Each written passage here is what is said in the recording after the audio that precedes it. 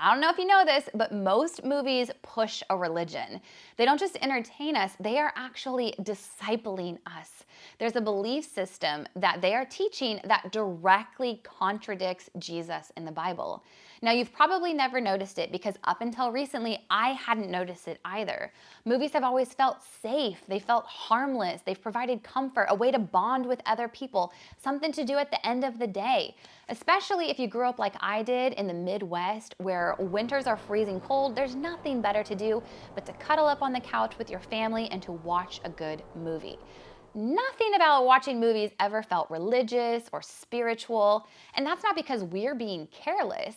It's because the stories are so subtle, they don't just blatantly announce themselves that what they're teaching you. They are designed to slowly reshape your ideas and your faith over time. But once you start seeing these patterns, it no longer feels like harmless background noise, and instead your discernment goes up and you're like, wait a minute. This is forming my instincts, my desires, my definition of freedom, and this can become a real problem for your Christian household. Now, I wasn't looking for this problem, okay? I really wasn't. I love movies. I'm married to a screenwriter, and we love watching movies. And it wasn't until we just recently finished our master's degree in Christian apologetics that we learned about worldviews and how they are created and shaped and how they form us. And then as we're watching movies, we are seeing this hidden religion that we hadn't seen before. So I feel really compelled to have this conversation with you right now because I didn't even know this was a thing until I just realized it was a thing. Now, as I'm looking back on this past year's biggest box office hits, especially the one for many of us, if you're like me, I'm in the thick of motherhood, and so anything that's family friendly, like that tends to grab my attention first. And I just found something really unsettling, that this wasn't random storytelling. There is a consistent formation happening here. There is a belief system that is getting pumped out and that is discipling our hearts and our home. And scripture really warns us about this. Jesus says, the eye is the lamp to the body. So what we take in, it shapes us, and it does have an effect on who we become.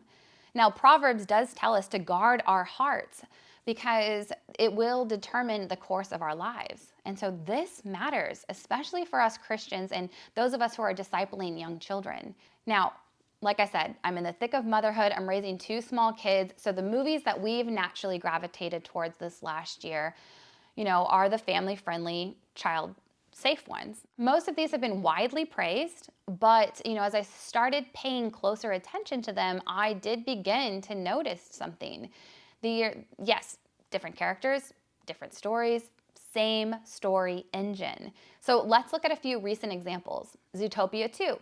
The message, it sounds beautiful, that empathy alone can create utopia. The main character, Judy Hopps, she's celebrated for trusting her inner voice more than rules or authority.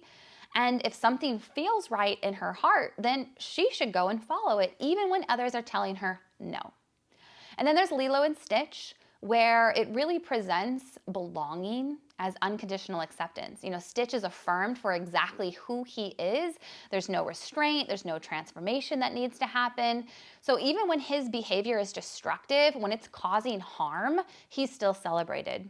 And then a Minecraft movie, it's much more subtle, all right? The entire universe is about self-creation. You build the meaning, you craft your reality, you decide what matters. There is no given purpose, there's no authority outside of you, the creator. And then How to Train Your Dragon, all right? It tells the same story.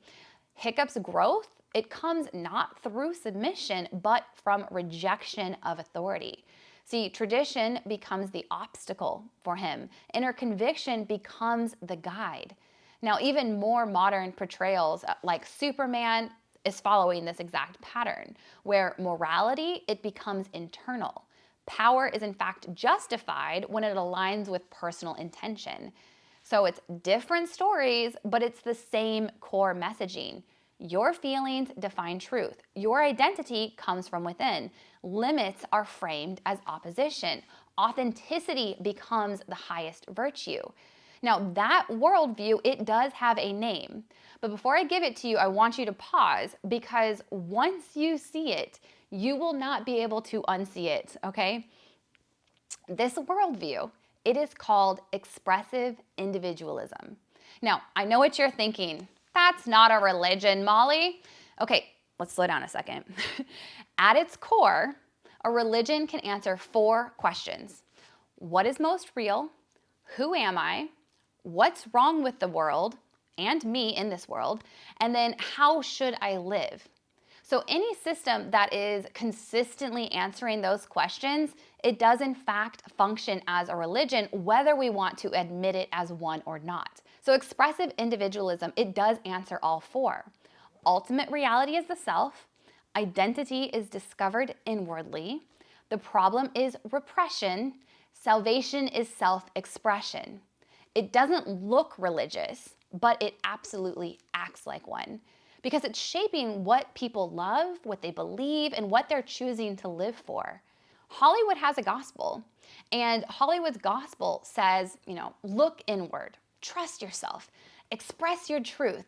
Freedom comes from removing the restraints and the obstacles in front of you. Salvation comes from self-actualization. But Jesus says something radically different. If anyone wants to follow me, he must deny himself, take up his cross daily, and to follow me. Identity is received. Freedom